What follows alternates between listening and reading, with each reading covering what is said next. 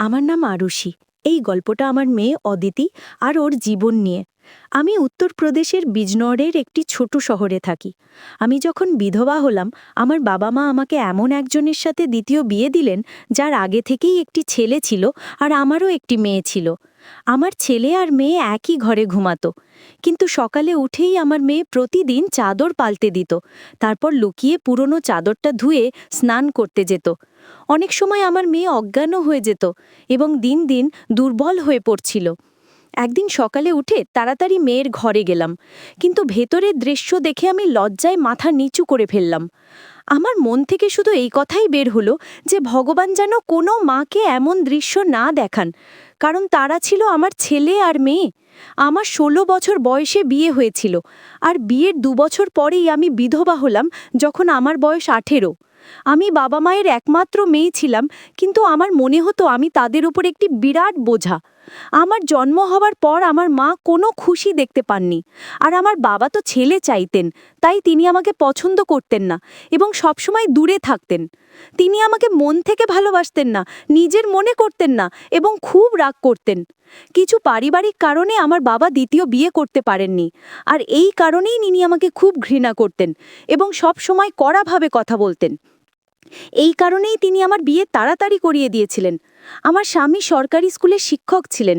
আমাদের ৩ বছরের একটি মেয়েও ছিল, কিন্তু একদিন স্কুল থেকে ফেরার পথে দুর্ঘটনায় তিনি মারা যান।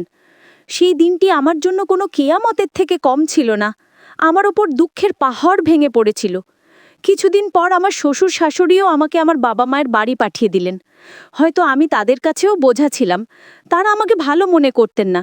তাদের মতে আমি মনহুস ছিলাম, যেন আমিই তাদের ছেলেকে মেরে ফেলেছি। এরপর আমি চুপচাপ আমার বাবা মায়ের কাছে তাদের বাড়িতে চলে এলাম। আমার বাবা মাও আমাকে বোঝা মনে করতেন।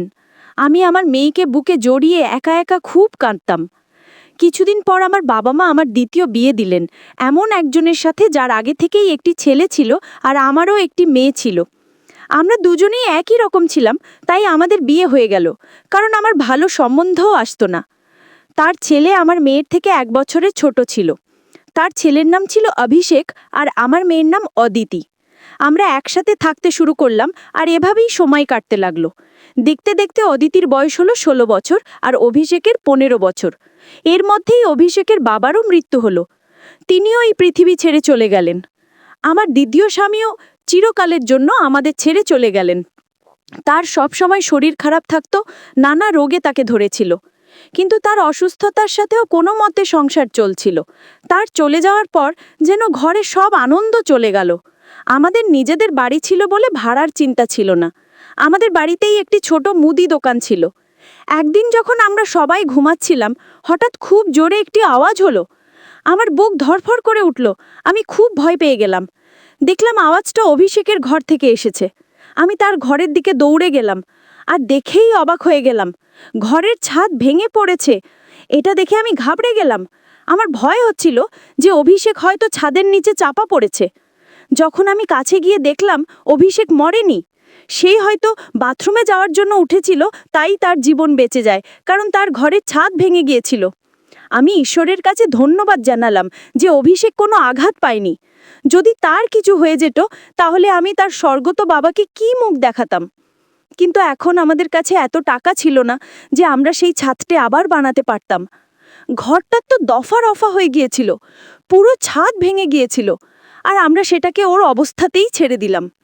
এরপর আমি নিজের বিছানা রান্নাঘরে পেতে দিলাম, আর বাচ্চাদের দুজনকে ঘরে শুতে বললাম, কারণ বাইরে খুব ঠান্ডা ছিল আর বাইরে কেউ শুতেও পারত না। আর ঘরে একটা খাট আর একটা চৌকি ছিল, দুজনেও খুব কষ্টে শুতে পারত। এখন তারা দুজনেই এক ঘরে ঘুমাতো। আর উপায় কি ছিল? ঘরে তো দোকান ছিল, আর আমার স্বামী বাড়িতে ৩টে ঘরই বানিয়েছিলেন। অবশ্য আমরা ৩ জনের জন্য ঘর ঠিক ছিল, কিন্তু একটা ঘর তো দোকানের জন্যও দরকার ছিল। এখন উপায় কি ছিল? সংসার তো চালাতে হতো। একদিন আমার ছেলে মেয়ের ঘরে শুয়েছিল, তো সকালে এমন কিছু হলো যে আমি চমকে গেলাম। অভিষেক তো সকালে উঠে ব্রেকফাস্টও করতে বসে গিয়েছিল, অথচ অদিতি তখনও ঘুমাচ্ছে। সে তো এত বেলা পর্যন্ত ঘুমায় না, কিন্তু আজ কেন এত দেরি করে ঘুমাচ্ছে? তার অভ্যাস ছিল যে সে সকালে তাড়াতাড়ি উঠে যেত। আমি তাকে ডাকলামও, কিন্তু সে উঠল না। কিছুক্ষণ পর আমি তার ঘরে গিয়ে দেখলাম সে অজ্ঞান হয়ে গেছে। আমি খুব ঘাবড়ে গেলাম। তার কি হয়েছে? আমি সঙ্গে সঙ্গে অভিষেককে বললাম যে পাশের ডাক্তারকে ডেকে আনতে। ডাক্তার বাড়িতে এলেন এবং বললেন যে মেয়েটি অজ্ঞান হয়ে গেছে। সে বেশ দুর্বল, রক্তেরও অভাব আছে। কোনো ভারী কাজ ওকে করতে দেবেন না, শুধু বিশ্রাম করান, ভালো ফল, ভালো খাবার ইত্যাদি খাওয়ান, ঠিক হয়ে যাবে। যখন অদিতির জ্ঞান ফিরল, আমি তার কাছে গেলাম আর জিজ্ঞেস করলাম, তোমার কি হয়েছিল? সে বলল যে এমনি বসে থাকতে থাকতে আমার মাথা ঘুরছিল আর আমি অজ্ঞান হয়ে গেলাম। আমি আমার মেয়েকে বললাম, তুমি বিশ্রাম করো, আমি তোমার জন্য ব্রেকফাস্ট বানিয়ে আনছি। যখন আমি ব্রেকফাস্ট নিয়ে এলাম আর এসে দেখলাম সে তার ঘরে নেই, আর ঘরের বিছানায় চাদরও নেই। আমি বাইরে গিয়ে তাকে দেখলাম সে সেই চাদরটা বসে বসে ধুচ্ছে। আমি তাকে জিজ্ঞেস করলাম, তুমি এই চাদরটা কেন ধুচ্ছ? তোমার তো শরীর ঠিক নেই, ডাক্তার তোমাকে বিশ্রাম করতে বলেছেন। আমি তার উপর খুব চিৎকার করলাম আর বললাম, এখান থেকে ওঠো, নিজের ঘরে যাও আর ব্রেকফাস্ট করো, কিছু খাও দাও, তবে তো ঠিক হবে। সে বলল, না না, আমার এই চাদরটা বিছানায় পাতার জন্য খুব দরকার, আমাদের বাড়িতে একটাই তো চাদর আছে। আমি বললাম, হঠাৎ এই চাদর ধোয়ার ভূত তোমার মাথায় কেন চাপল? চাদরটা তো এত নোংরা হয়নি যে তুমি সেটা ধুতে বসে গেলে। ছেড়ে দাও এটা, আমি নিজেই ধুয়ে দেব, ওঠো এখান থেকে। সে আমার কথা শুনল না আর চাদরটা ছাদে শুকাতে চলে গেল। এরপরে সে ব্রেকফাস্ট করল। তারপর কিছুক্ষণ সে ঘুমিয়ে পড়ল আর অভিষেকও কাজে চলে গিয়েছিল। আমি তাকে শুধু হাই স্কুল পর্যন্ত পড়িয়েছিলাম আর সে একটি কাপড়ের দোকানে কাজ করত। সে খুব পরিশ্রমী ছিল। বাড়ির দোকানটা আমি নিজেই চালাতাম। এমনিতে সেই দোকানে বেশিরভাগ বাচ্চারা আসত যারা ৫-১০ টাকা দিয়ে গুলি আর টফি নিয়ে চলে যেত।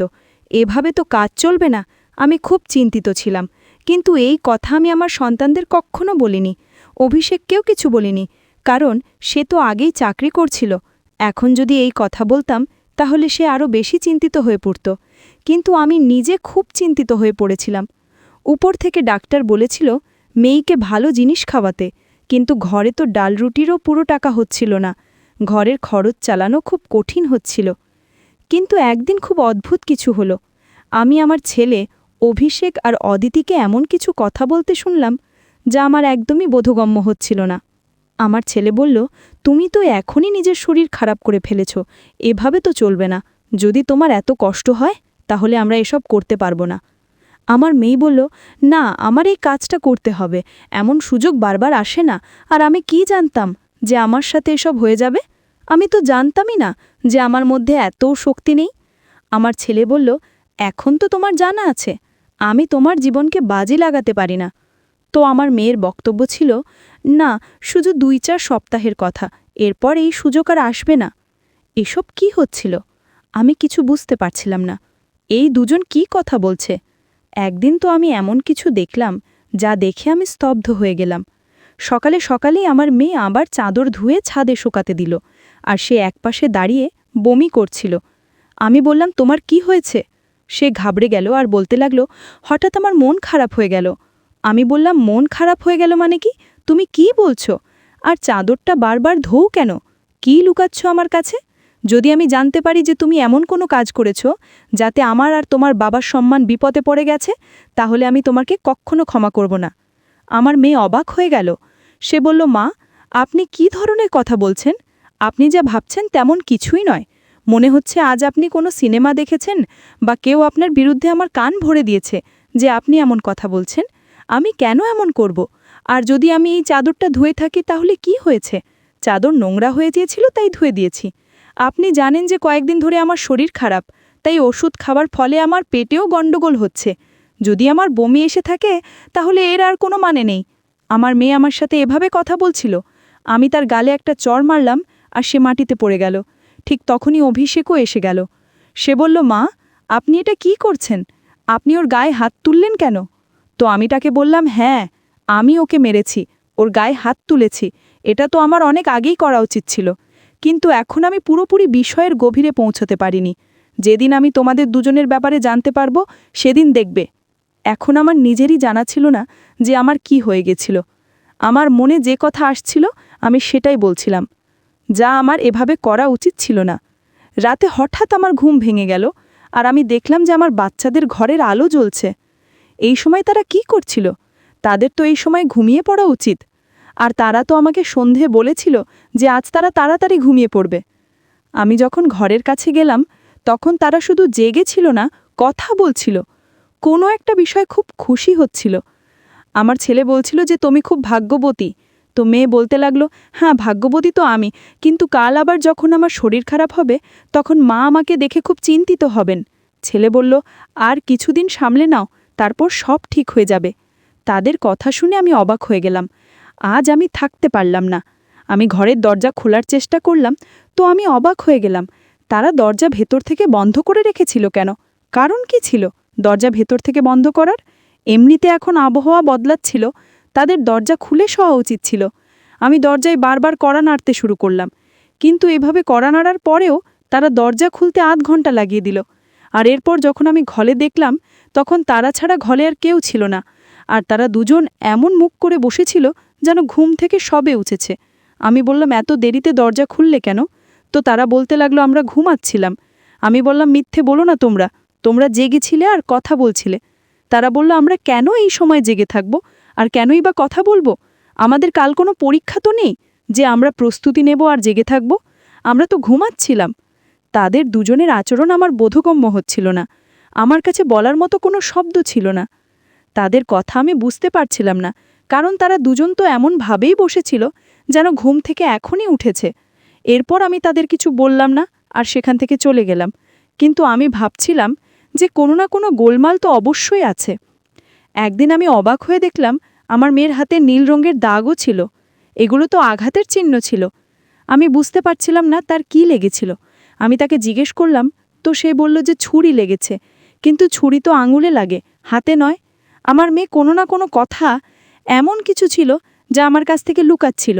কখনো অজ্ঞান হয়ে যেত, কখনো তার শরীরে অদ্ভুত অদ্ভুত ধরনের দাগ হতো, আর কখনো উঠে নিজের বিছানার চাদর ধোটা শুরু করত, আর আমাকে ঘরে যেতে দিত না।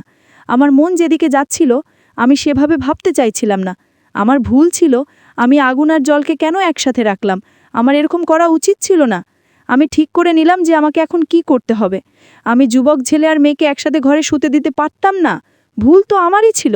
আমার এই সমস্ত বিষয় মনোযোগ দেওয়া উচিত ছিল। অভিষেক ছিল তো অদিতির সৎ ভাই, আর নিয়াত বদলাতে সময় লাগে না। জোয়ানি তো সবই করাতে পারে। আর সৎ ভাই সত্য, তাহলে আমি কিভাবে সৎ ভাই বোনকে একসাথে এক ঘরে শুতে দিচ্ছিলাম? এটা আমারই ভুল ছিল। যখন আমরাই বাচ্চাদের উপর মনোযোগ দেব না, তখন তো সমস্যা সৃষ্টি হবেই। ভালো মন্দ কথার খেয়াল তো আমাদেরই রাখতে হয়। বাচ্চারা তো সরল হয়, আর সরলতাতেই অনেক ভুল করে ফেলে। যেমন যেমন চিন্তা আমার মাথায় আসছিল, যদি এই সমস্ত চিন্তা সঠিক হয় তাহলে সমস্ত দোষ আমারই হবে। আমি আমার ছেলে আর মেয়ের ওপর নজর রাখছিলাম। একদিন আমার ছেলে মেয়েকে কোনো জিনিস এনে দিচ্ছিল। আমি লুকিয়ে তাদের কথা শুনতে লাগলাম। সে বলল যে, এটা তোমার ওষুধ, এই সমস্যার জন্য এই ওষুধটা খেয়ে নাও, তাহলে সব ঠিক হয়ে যাবে। সে আমার মেয়েকে লুকিয়ে সেই ট্যাবলেটগুলো দিল। আমি চিন্তিত হয়ে পড়লাম, তাকে কিসের ট্যাবলেট দিচ্ছে? অবশেষে কি এমন কথা আছে যে সমস্যাটা তারা দুজন মিলে সমাধান করতে চাইছে, আর সে বিষয়ে আমি জানি না? আর এই ওষুধগুলো কেমন যেন অদ্ভুত লাগছিল কেন? আমার মেয়েও সেই ওষুধগুলো তাড়াতাড়ি ধরে নিল আর সেগুলোকে নিজের ওড়নার আঁচলে লুকিয়ে রাখল। ছেলে বলল যে, রাতে শোবার আগে খেয়ে নিও, তাহলে পরের দিন তুমি একদম অজ্ঞান হবে না। আর ২-৩ দিন তো আমার মেয়ে সত্যিই অজ্ঞান হয়নি, কিন্তু এরপর হয়তো তার সেই ট্যাবলেটগুলো শেষ হয়ে গিয়েছিল, আর একদিন পর আবার আমার মেয়ে অজ্ঞান হয়ে গিয়েছিল।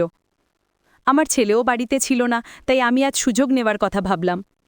আমি সেই চাদরটা খুব হুঁশিয়ারি করে মেয়ের নিচ থেকে টেনে নিলাম আর সেটাকে ভাঁজ করে নিজের ঘরে নিয়ে এলাম। আমার খুলে দেখতে হবে যে এর উপর এমন কি লাগানো থাকতো যার কারণে আমার মেয়ে সকালে উঠেই সেটা ধুতে শুরু করে দিত, এমনকি নিজের অসুস্থতারও খেয়াল করতো না। যখন আমি চাদরটা খুলে দেখলাম তখন প্রথমে আমার চোখে কিছু পড়ল না, কিন্তু যখন আমি মনোযোগ দিয়ে দেখলাম তখন এটা দেখে আমি অবাক হয়ে গেলাম যে সেই চাদরের উপর সাদা সাদা লোম ছিল, আর পুরো চাদরটা লোমে ভরেছিল। আমি বুঝতে পারলাম না এগুলো কিসের লোম, কারণ এই লোমগুলো একদম সাদা আর ছোট ছোট লোম ছিল। আমি অবাক হয়ে গেলাম, কিন্তু আমার এই কথা বুঝতে পারলাম না। আমি ভাবতে লাগলাম যে এইসব কি হচ্ছে। আমি মেয়ে আর ছেলের কাণ্ডকারখানার ওপর নজর রাখছিলাম, তাই এইসব কিছু নিজের মনে ভাবছিলাম, কিন্তু আমি কোনো সিদ্ধান্তে পৌঁছতে পারিনি। এর মধ্যেই আমার মেয়ে জেনে গেল যে আমি চাদরটা দেখেছি, তো সে আমার কাছে এসে বসলো আর কেমন যেন অদ্ভুত ঘাবড়ে যাওয়া মনে হচ্ছিল। এরপর আমি তাকে জিজ্ঞাসা করলাম যে, কি ব্যাপার, কেন চিন্তিত দেখাচ্ছে? তো সে বলল যে, মা সেই চাদরটা কোথায়? তো আমি তাকে বললাম, সেটা তো আমি ধুয়ে দিয়েছি। এই কথা বলে সে আমার কাছ থেকে যেতে লাগলো, তো আমি তার হাত ধরে তাকে থামিয়ে দিলাম। আর আমি বললাম যে আমি সব কিছু দেখে ফেলেছি। সেই চাদরের ওপর যা কিছু লাগানো ছিল আমাকে বলে দাও, এই সব কিছু কি? তুমি আমার কাছ থেকে এতদিন ধরে কি লুকাচ্ছ? আমি খুব চিন্তিত হয়ে পড়েছি, আমার মাথায় খুব খারাপ খারাপ চিন্তা আসছে। সে আমার কাছে বসলো, আর এরপর আমার মেয়ে আমাকে এমন কথা বলল যে আমার পায়ের নিচ থেকে মাটি সরে গেল। আমার মেয়ে আমাকে বলল যে, মা, আপনি যা ভাবছেন তেমন কিছুই নয়। আসলে আমরা দেখেছিলাম যে এই বাড়ির অবস্থা ভালো চলছিল না, বাড়ির দোকানও চলছিল না, আর ভাইয়াও কিছু বিশেষ টাকা রোজগার করছিল না। কিন্তু আমরা এমন কোনো কাজ পাচ্ছিলাম না যে আমরা করতে পারতাম। তখন ভাইয়ার বন্ধু তাকে একটি কাজ দিল। আসলে সে কিছু নকল ধরনের বিড়ালের বাচ্চা রেখেছিল, যা সংখ্যায় 3 থেকে 4টা ছিল, কিন্তু সেগুলোকে সামলানোর তার পক্ষে সম্ভব ছিল না। তাই সে আমাদের সেই বাচ্চাদের সামলানোর কাজ দিল, আর সেই কাজের জন্য অনেক টাকা দিল। আসলে ভাইয়াও পুরো দিন সেখানেই থাকতো, কিন্তু রাতে ভাইকে বিশ্রামও করতে হতো। তাই সেই বিড়ালের বাচ্চাদের ঘরে নিয়ে আসতো, আর আমি তাদের দেখাশোনা করতাম। সেই লোম সকালে চাদরের উপর লেগে থাকতো, যা আমি সকালে ধুয়ে দিতাম, কারণ আমরা জানতাম যে আপনার এই ধরনের জিনিস ভালো লাগে না, আর আমরা আপনাকে এই সব কিছু জানাতেও চাইছিলাম না যে আমরা এই সব কাজ করছি। আর আমি পরে জানতে পারলাম যে আমার বিড়ালের বাচ্চা থেকে অ্যালার্জি হয়, যার কারণে আমি সকালে অজ্ঞান হয়ে যেতাম। ভাইয়া আমাকে যে ওষুধগুলো এনে দিয়েছিল সেগুলোও এই কারণেই ছিল, যাতে আমার অ্যালার্জি কমে যায়। মা, ভাইয়া সেই বন্ধুটি খুব ধনী, আর সেই কাজের জন্য আমাদের অনেক টাকাও দিচ্ছিল। সে আমাদের একদিনের জন্য 1000 টাকা দিচ্ছিল। আর আজ সেই বাচ্চাদের আমাদের বাড়িতে শেষ দিন ছিল, কারণ এখন সে তাদের নিয়ে অন্য শহরে চলে গেছে। আর আমরা এত টাকা রোজগার করে ফেলেছি যে আমরা সেই ঘরের ছাদও বানাতে পারবো, আর বাড়ির কিছু বাজারও আনতে পারবো। আমরা জানি যে আপনার পোষা প্রাণী পছন্দ নয়, এই কারণে আমরা আপনাকে এই কথা বলিনি। কিন্তু আপনি তো না জানি আমাদের ব্যাপারে কি ভেবে নিলেন, আমাদের উপর এত সন্দেহ করলেন। আপনি আমাদের ব্যাপারে যে কথাগুলো বললেন সেগুলো আমাদের হৃদয়ের তীরের মতো গিয়ে বিঁধছিল। আমি জানি যে সে আমার সৎ ভাই, কিন্তু সে আমার সহোদর ভাইদের থেকেও বেশি। সে সবসময় শুধু আমাদের কথাই ভেবেছে। যেখানে দেখা গেলে সে আমাদের কি লাগে, তার বাবা তো এই পৃথিবী থেকে চলে গেছেন, আর তার নিজের আত্মীয় স্বজনও তো আছে যারা আমাদের থেকে অনেক বেশি ধনী। সে তাদের সাথে গিয়েও তো থাকতে পারত, কিন্তু সে তবুও আমাদের সাথেই থাকে, কারণ সে আমাদের কখনো একা ছাড়তে চায় না। সে সবসময় আমাকে নিজের সহোদর বোনই মনে করেছে। সে কখনো আমাকে কোনো ভুল কথা বলেনি, আর সে আমাদের সাথও দেয়, আমাদের জন্য অনেক কিছু করে। পুরো দিন সে কাজ করত, রাতে আমি তাকে সাহায্য করতাম। সে বলতো যে সে রাতেও সব কিছু করে নেবে, দিনভর তো বেচারা পরিশ্রম করত। তাই আমি তাকে বললাম যে রাতে তুমি বিশ্রাম করো, বাচ্চাদের আমি দেখে নেব। এই জন্যই আমি তাকে সাহায্য করছিলাম। এই কথা শুনে আমার খুব দুঃখ হলো, আর আমার নিজের উপর খুব রাগও আসছিল। আমি আমার সন্তানদের ব্যাপারে কি ভেবেছিলাম। আমি আমার সন্তানদের ব্যাপারে যতটা ভুল ভাবছিলাম, আমার বাচ্চারা আমার থেকে তার থেকে অনেক গুণ বেশি ভালো। এত ভুল কথা আমি তাদের ব্যাপারে ভেবেছিলাম যে আমার ভাবাই উচিত ছিল না। আমরা এই কথা অভিষেককে বলিনি। অদিতিও কিছু বলেনি যে আমি সব কথা জানতে পেরে গেছি, কারণ এই কাজ তো এমনিতেই শেষ হয়ে গিয়েছিল, আর আমি তার চোখে আর বেশি নিচে নামতে চাইছিলাম না। কয়েকদিন পর অভিষেক সেই ঘরের ছাদ বানিয়ে দিল, আর এখন আমাদের ঘরের ঘরও ঠিক হয়ে গেল। ধীরে ধীরে আমরা খুব পরিশ্রম করলাম। আমার মেয়েও বাড়িতে বাচ্চাদের টিউশন পড়ানো শুরু করে দিয়েছিল। আমাদের পরিস্থিতি আগের থেকে ভালো হতে লাগলো। ধীরে ধীরে এত ভালো হয়ে গেল যে আমাদের বাড়িতে কোনো অভাব রইল না।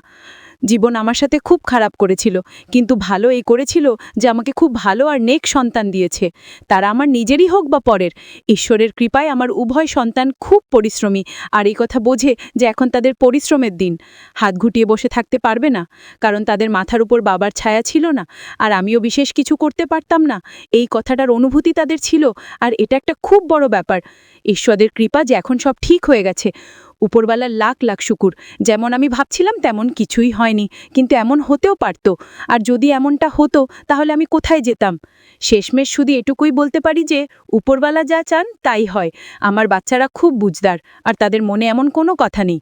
কিন্তু তবু আমি এমন মাকে উপদেশ দেব যে বাচ্চাদের সাথে থাকার ক্ষেত্রে একটু সতর্কতা অবশ্যই অবলম্বন করুন, আর সেই ভুলটা করবেন না যা আমি আমার সন্তানদের সাথে করেছি। আমার দুজনকে এক ঘরে রাখা উচিত ছিল না, কারণ যা হয়নি তা হতেও পারত, আর যদি তা হতো তাহলে সব শেষ হয়ে যেত। আমার বাচ্চারা তো বুঝদার ছিল, হয়তো সেই কারণেই আমার সাথে এমনটা হয়নি।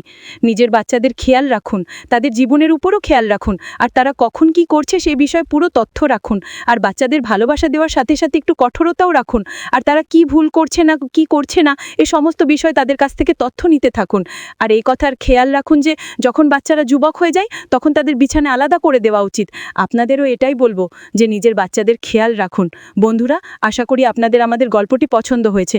গল্প পছন্দ হলে ভিডিওটি লাইক করুন, চ্যানেলে নতুন হলে চ্যানেলটি সাবস্ক্রাইব করুন, আর হ্যাঁ, নোটিফিকেশন বেলটি অবশ্যই টিপুন যাতে পরবর্তী আপডেট সবার আগে আপনার কাছে পৌঁছায়।